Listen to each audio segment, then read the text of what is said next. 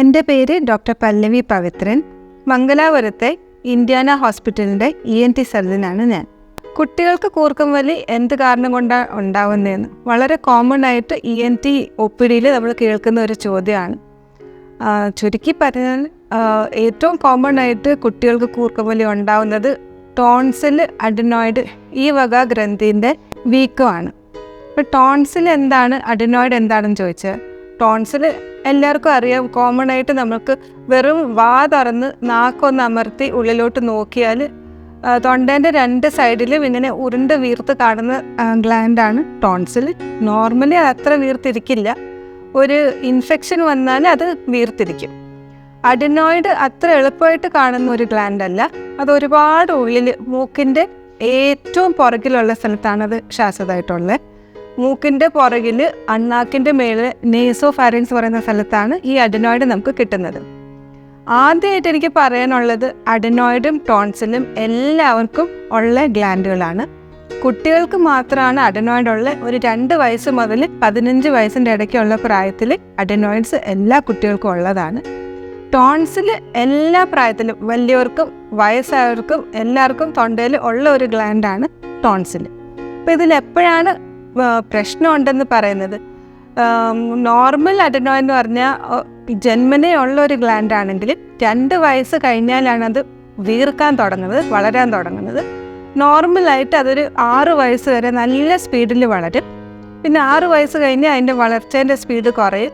8 വയസ്സ് 10 വയസ്സ് വരെ അത് ഓൾമോസ്റ്റ് ഒരു സൈസായിട്ട് ഇരുന്നിട്ട് 10 വയസ്സിന് ശേഷം അത് ചുരുങ്ങാൻ തുടങ്ങും. ചുരുങ്ങി ഒരു 14-15 വയസ്സാകുമ്പോഴത്തേക്ക് തന്നെ മാറുന്ന ഒരു ഗ്ലാൻഡാണ് അഡിനോയിഡ്. നോർമൽ അഡിനോയിഡ് എത്ര വളർന്നാലും കുട്ടിക്ക് അതുകൊണ്ട് ഒരു പ്രയാസം ഉണ്ടാവത്തില്ല. മൂക്കടപ്പ്, ജലദോഷം, കഫക്കെട്ട്, ശ്വസിക്കാനുള്ള പ്രയാസം, കൂർക്കം വലി ഈ വക സിംറ്റംസ് ഒന്നും അഡിനോയിഡ് നോർമൽ ആണെങ്കിൽ ഉണ്ടാവില്ല. അഡിനോയിഡ് വല്ലാതെ വീങ്ങി അതുകൊണ്ട് ബ്ലോക്ക് ഉണ്ടാവുകയാണെങ്കിൽ മാത്രമാണ് ഈ സിംറ്റംസ് ഉണ്ടാവുന്നത്. അപ്പോൾ അഡിനോയിഡ് എത്ര വീങ്ങിയിട്ടുണ്ട് അതനുസരിച്ച് നമ്മൾ അതിന് 4 ഗ്രേഡ് പറഞ്ഞിട്ടുണ്ട്. ഗ്രേഡ് 1 എന്ന് പറഞ്ഞാൽ 0 മുതൽ 25% ബ്ലോക്കിനാണ് നമ്മൾ ഗ്രേഡ് 1 എന്ന് പറയുന്നത്. 25 മുതൽ 50% വരെയുള്ള ബ്ലോക്കിന് നമ്മൾ ഗ്രേഡ് 2 എന്ന് പറയും. ആൻഡ് 50% നിന്ന് 75% വരെ ഗ്രേഡ് 3 ആൻഡ് 75% 75% കൂടുതൽ വലിയ ഗ്ലാൻഡിന് നമ്മൾ ഗ്രേഡ് 4 അഡിനോയിഡ്സ് എന്ന് പറയും. ഇതിൽ ഗ്രേഡ് 1 ആൻഡ് ഗ്രേഡ് 2 അഡിനോയിഡ്സ് വളരെ നിസ്സാരമായിട്ട് നമ്മൾ മരുന്ന് വെച്ച് മാത്രമാണ് ട്രീറ്റ് ചെയ്യുന്നത്. ഗ്രേഡ് 3 ആണെങ്കിൽ അതിന് ചിലപ്പം നമ്മൾ സർജറി ചെയ്യേണ്ടി വരും. അത് പ്രശ്നം ഉണ്ടാക്കുന്നതാണ്, കൂടുതൽ പ്രശ്നം ഉണ്ടാക്കുന്നുണ്ട്. എന്ത് പ്രശ്നമാണ്? വായിലൂടെ ശ്വസിക്കുന്നു, രാത്രിയിൽ കൂർക്കം വലി ഉണ്ടാവുന്നു, കുട്ടികൾ ശരിക്കും ഉറങ്ങാത്തതുകൊണ്ടുള്ള പ്രശ്നങ്ങൾ, സ്കൂളിൽ പഠനം കുറച്ച് സ്ലോ ആവുന്നു, അല്ലെങ്കിൽ മൂക്കിൽ നിന്ന് ചെവിയിലോട്ട് പോകുന്ന യൂസ്റ്റേഷ്യൻ ട്യൂബ് എന്ന് പറയുന്ന ട്യൂബിൽ എന്തെങ്കിലും ബ്ലോക്ക് ഉണ്ടാക്കി അത് കാരണവശാൽ ചെവിയിൽ കഫക്കെട്ട്, ചെവി വേദന, ചെവി ഒലിപ്പീര് അങ്ങനെ എന്തെങ്കിലും പ്രയാസം ഉണ്ടെങ്കിൽ നമ്മൾ ഗ്രേഡ് 3 അഡിനോയിഡ്സിനെ ശസ്ത്രക്രിയ സർജറി ചെയ്യണമെന്ന് പറയാറുണ്ട്. ഗ്രേഡ് 4 അഡിനോയിഡ്സ് 75% 75%-നെക്കാട്ടിലും വലിയ അഡിനോയിഡ് ആണെങ്കിൽ അതിൻ്റെ സൈസ് വെച്ച് തന്നെ നമ്മളതിനെ എടുത്ത് മാറ്റണമെന്ന് പറയും. എന്താ വെച്ചാൽ നോർമലിൻ്റെ ഒരു 1/4 ഭാഗത്തിനെക്കാട്ടിലും കുറച്ച് സ്ഥലത്തൂടെയാണ് ഈ കുട്ടി ശ്വസിക്കേണ്ടി വരുന്നത്. അതുകൊണ്ട് ഒരുപാട് ആരോഗ്യ പ്രയാസങ്ങൾ വരാറുണ്ട്. ഇതാണ് അഡിനോയിഡിനെ പറ്റി. ടോൺസിലിനെ പറ്റി പറഞ്ഞാൽ, ടോൺസിൽ നമ്മുടെ തൊണ്ടയിലുള്ള ഗ്ലാൻഡാണ്. അത് നോർമലി സൈഡിൽ മാത്രം ഇരിക്കുന്നതാണ്. ഇടയ്ക്കിടയ്ക്ക് അതിന് ഇൻഫെക്ഷൻ വരാനുള്ള സാധ്യതയുണ്ട്. ഇൻഫെക്ഷൻ വരുമ്പം നമുക്ക് പനി, തൊണ്ടവേദന, ഇറക്കുമ്പോൾ വേദന അല്ലെങ്കിൽ പ്രയാസം, അങ്ങനത്തെ കുറേ സിംറ്റംസ് വരാറുണ്ട്. എല്ലാവർക്കും ഒരു കൊല്ലത്തിൽ 1-2 പ്രാവശ്യം ഇങ്ങനെ തൊണ്ടവേദന വരാം, അതിൽ പ്രശ്നമൊന്നുമില്ല. ഇടയ്ക്കിടയ്ക്ക് എല്ലാ 2-3 മാസം തൊണ്ടവേദന, പനി, കഫക്കെട്ട് ഉണ്ടാകുന്നുണ്ടെങ്കിൽ നമ്മൾ ഈ ടോൺസിൽ കുറച്ച് കുഴപ്പക്കാരനായിട്ടുള്ള ടോൺസിലാണ്, അതിനെ എടുത്തു മാറ്റേണ്ടി വരുമെന്ന് പറയാറുണ്ട്. അപ്പോൾ അഡിനോയിഡ്സ് ടോൺസിലെല്ലാം വീങ്ങിയിരിക്കുന്ന കുട്ടികൾക്ക് നമ്മളിങ്ങനെ ടെസ്റ്റിങ് ചെയ്ത് എത്ര ശതമാനം വലുതായിട്ടുണ്ട്, എത്ര പ്രശ്നമായിട്ടുണ്ടെന്ന് നോക്കിയിട്ട് മരുന്ന് മതിയോ അതോ സർജറിയും കൂടെ ആവശ്യമുണ്ടോ എന്ന് നമ്മൾ ടെസ്റ്റ് ചെയ്തിട്ട് പറയാറുണ്ട്. അപ്പോൾ ഇതിന് ഏറ്റവും കോമൺ ആയിട്ട് അഡിനോയിഡിനെ നോക്കാൻ വേണ്ടിയുള്ള ടെസ്റ്റ് എൻഡോസ്കോപ്പി, നേസൽ എൻഡോസ്കോപ്പിയും എക്സ്റേയും ആണ്.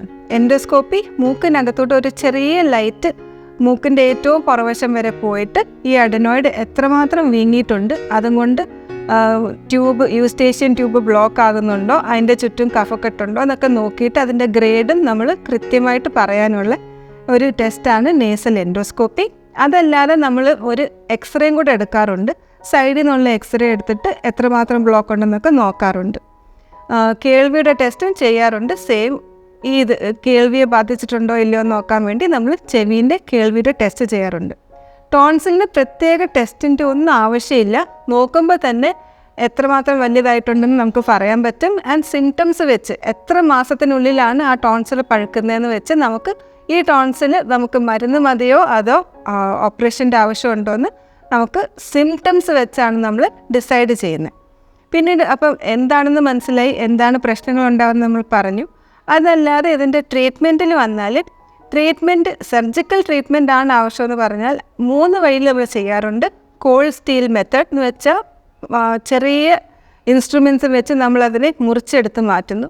ലേസർ ട്രീറ്റ്മെൻറ്റ്, ലേസർ എന്ന് വെച്ചാൽ നമ്മൾ കൂർപ്പിച്ച ലൈറ്റാണ് ലേസർ. അപ്പോൾ ആ കൂർപ്പിച്ച ലൈറ്റും വെച്ച് ഈ മാംസത്തിനെ കരിപ്പിച്ച് കളയുന്നു, അതാണ് ലേസർ ട്രീറ്റ്മെൻറ്റ്. ആൻഡ് ഇപ്പോഴത്തെ ഏറ്റവും ലേറ്റസ്റ്റും ഏറ്റവും ബെസ്റ്റ് ടെക്നിക്ക് കോബ്ലേഷൻ എന്ന് പറയുന്ന ടെക്നിക്കാണ്. കോബ്ലേഷൻ എന്ന് വെച്ചാൽ ആ മെഷീനും വെച്ച് മാംസത്തിനെ അലിപ്പിച്ച് കളയാണ്. ചുരുക്കി പറഞ്ഞാൽ നമ്മൾ സ്റ്റാർ ഹോട്ടലിലൊക്കെ പോയാൽ നമ്മൾ ഈ ഷുഗർ ക്യൂബ് ചൂടുവെള്ളത്തിലോ ചായയിലിടുമ്പോൾ അതങ്ങ് അലിഞ്ഞ് മാറുന്ന കാണുന്നില്ലേ, അതുപോലെ മാംസം അങ്ങ് അലിഞ്ഞു പോവും കോബ്ലേഷൻ ടെക്നിക്കിൽ. കോബ്ലേഷനിൽ വേദന വളരെ കുറവാണ്, ബ്ലീഡിങ് വളരെ കുറവാണ്, കോംപ്ലിക്കേഷൻസ് വളരെ കുറവാണ്. അപ്പോൾ it is the best technique. And നമ്മുടെ ഇവിടുത്തെ ഇന്ത്യാന ഹോസ്പിറ്റലിൽ ഈ 3 ടെക്നിക്സും അവൈലബിൾ ആണ്.